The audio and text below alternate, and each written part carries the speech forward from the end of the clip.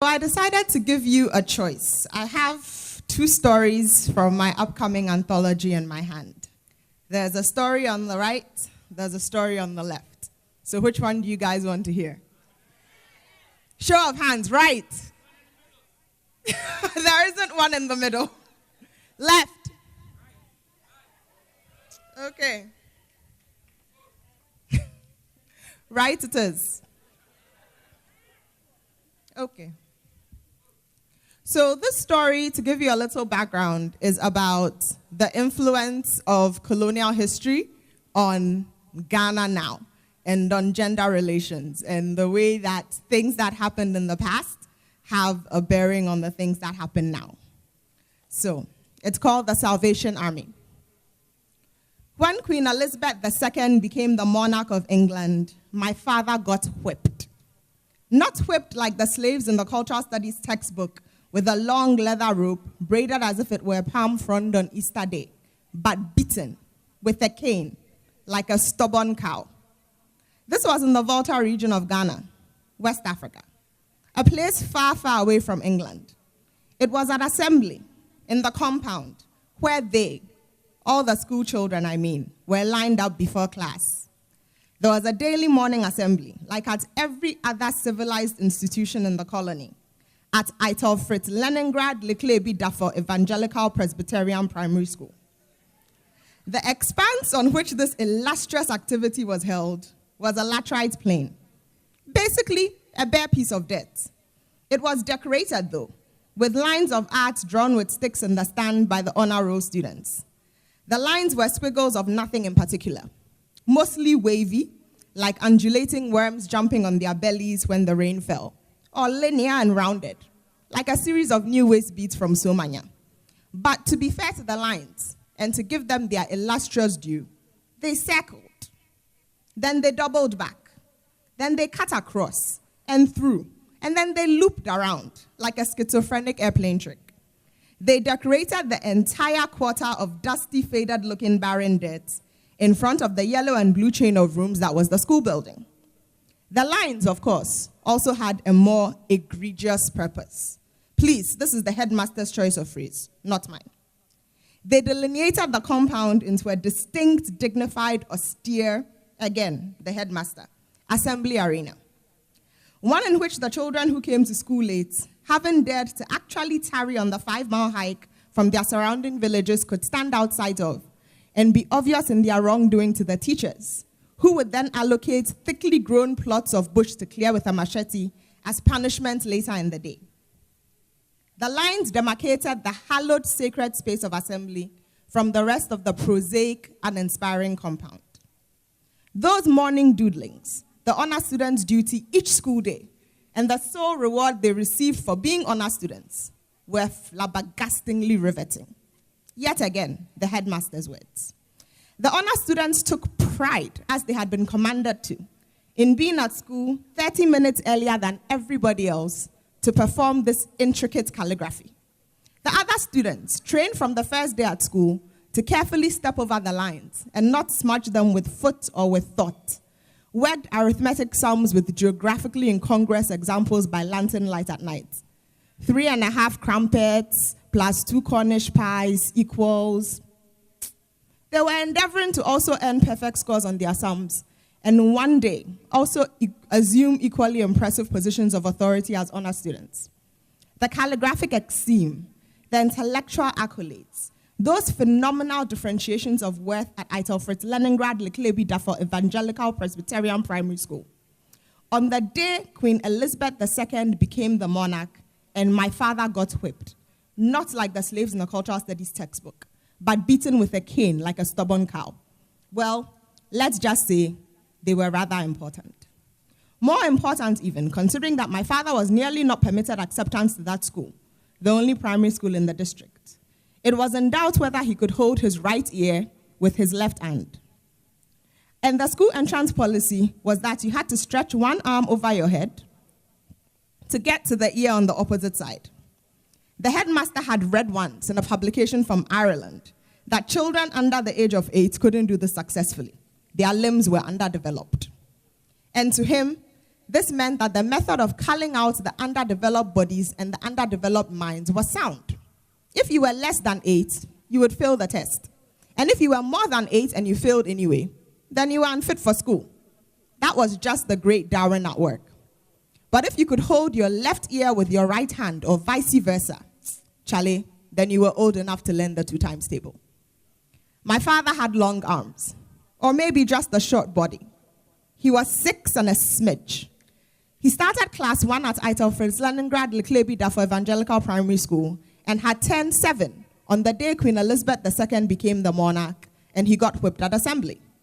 He was in position, first in line, in one of the neat little rows of perfectly still brown bodies arranged in the kind of meticulous perfection with which bored white children in the Metro TV movies line up Legos. There was the ear inspection. As usual, little Kofi Tepe, with the cheeks like Alavanyo tomatoes, was sent home for harboring earwax in his cochlea. Legend goes it that the detritus in his ear could rival in size the bag of pennies squirreled away between Holalino, the head fishmonger's wizened flapped bosoms. After him, everyone waited, holding their breath like a praying mantis with nothing in its hand, entreating the Lord that today, just today, it wouldn't be them who got caught. It wasn't. Only Kofi Tepe. He and his wax were caned and sent home. Then there was the singlet inspection, where a piece of paper was held to the singlet to measure the undergarment's degree of whiteness. Then the shorts inspection, where the crease was measured with a ruler. Then the 7 times table, just to make sure their minds were still fresh. It was the hardest one of all. Not like 2 or 5. Those were easy. Coco. Then there was the national anthem, God Save the King. God Save the King. That is what it had been. Last month, and last week, and even yesterday. But the king had died. Far, far away in England. His daughter had succeeded him to the throne. And for the first time in history, a woman, a born with a something woman, was the head of all the lands in all the world. Yes, a white woman, who of course by dint of her whiteness was no mere woman, but still a woman, the head of all the lands in all the world. Yesu, Yesu, Yesu. The headmaster, once he heard this distressing news over the BBB service, had gotten one of the teachers to turn on the transistor radio in his office and bring the biggest kids, the standard 7 children, in one by one in a single file, so they could each stand there for 10 seconds and listen to the dry, crackling, shooter burning on a coal pot noise and nod intelligently like they understood the gibberish coming out of the radio. The headmaster had read some socialist theory. He believed in the dissemination of information among the proletariat. The oldest kids, he knew, would tell the younger ones. The news would travel. The king was dead. There was no use in saving him. There would be no use in mourning him. None whatsoever in singing about it. The individual being saved in the Commonwealth now was Princess Elizabeth. Queen Elizabeth II. Unfortunately, though, the information had not been disseminated. One of the oldest boys, Kokuto, had climbed the highest branches of the mango tree at break time in the middle of recess and shouted it. The king is dead. The queen is king. But the implication of that on anything else escaped even he himself. Why? Because that morning, just like on every other day, the children's mouths were poised and open even before the headmaster raised his baton and gave the signal for the Gold Coast to begin the national anthem of Great Britain. Sing with favor, the headmaster intoned. His pockmarked skin glistened in the hot morning sun with an almost violent ferocity. Perhaps this was the fervor that he spoke of. Sing with passion. There were rows and rows of little brown bodies, looking as perfect as matchsticks in a box. The school children began. God save our gracious king. The fervor and passion behind his scream, stop it, made the phrase spray out like buckshot from the headmaster's mouth. So the children stopped it. The panicked hushes from the teachers added to the theater of the moment. It heightened the tension.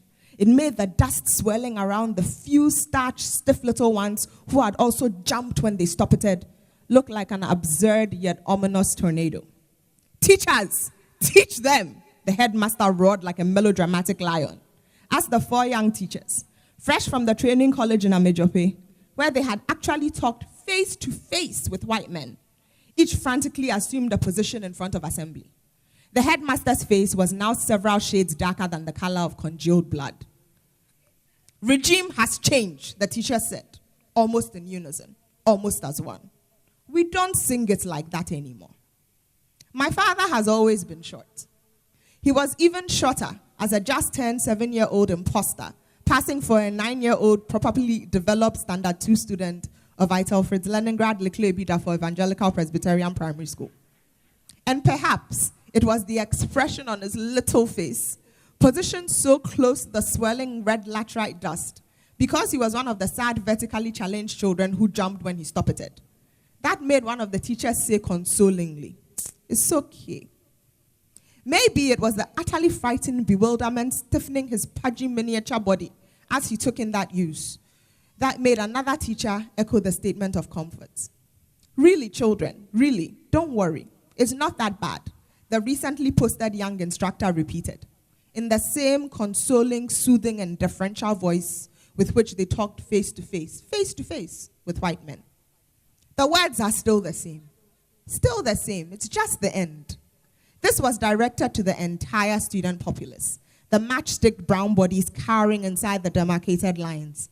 The headmaster was still quivering in rage behind the teachers, trying to rack his brain for which particular Standard 7 students had been given the now wasted privilege of getting to walk through his mighty office and listen to the imported transistor radio. He peered intently as one can peer when quivering with rage, but he couldn't recognize any of the faces. He couldn't even see them. He would punish all the boys in the entire class, he decided. All the males in Stand 7.